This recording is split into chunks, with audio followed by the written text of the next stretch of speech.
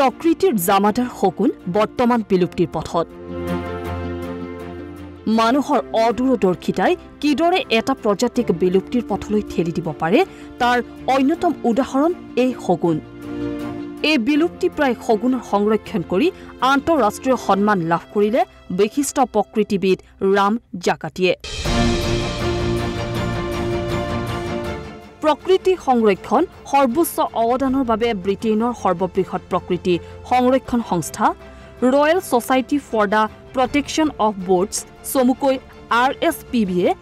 ৰাম জাকাতিলৈ প্ৰদান কৰিছে সন্মানীয় মেডেল বিগত কেইবা দশক ধৰি ৰাম জাকাতিয়ে শগুন সংৰক্ষণৰ বাবে কাম কৰি আহিছে হাৰিয়ানাৰ বন বিভাগৰ মুখ্য বন্যপ্ৰাণী ৱাৰ্ডেন হিচাপে থকা জাকাতিয়ে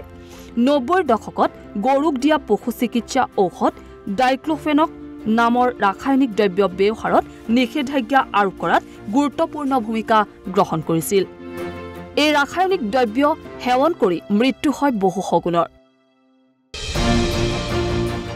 1990 চনত ভাৰতত হানিকাৰক ডাইক্লোফেনক নামৰ ৰাসায়নিক দ্ৰব্য সেৱন কৰি বিলুপ্তিৰ পথত অগ্ৰসৰ হৈছিল শগুন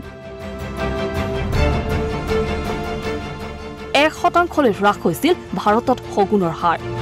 ইয়াৰ লগতে শগুনৰ বাবে অভয়াৰণ্য প্ৰজনন কেন্দ্ৰৰ এক নেটৱৰ্ক স্থাপন কৰিবলৈ দাবী জনাই আহিছিল জাকাতিয়ে শগুনৰ সংৰক্ষণত অনবদ্য অৱদানৰ বাবে ৰাম জাকাতিক সন্মানিত কৰিলে ব্ৰিটেইনৰ সংস্থাটোৱে নেশ্যনেল ডেস্ক ঈশান নিউজ